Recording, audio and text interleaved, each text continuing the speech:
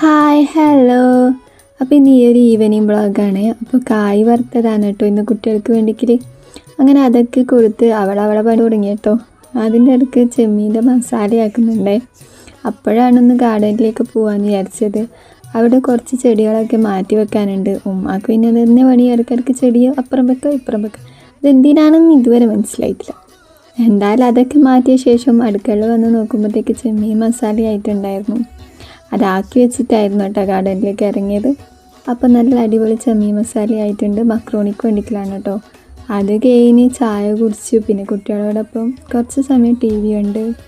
പിന്നെ കുട്ടി എന്താ വരക്കുന്നതെന്നറിയില്ല, എന്തോ പറഞ്ഞിട്ടുണ്ടായിരുന്നു, ഞാൻ മറന്നുപോയി.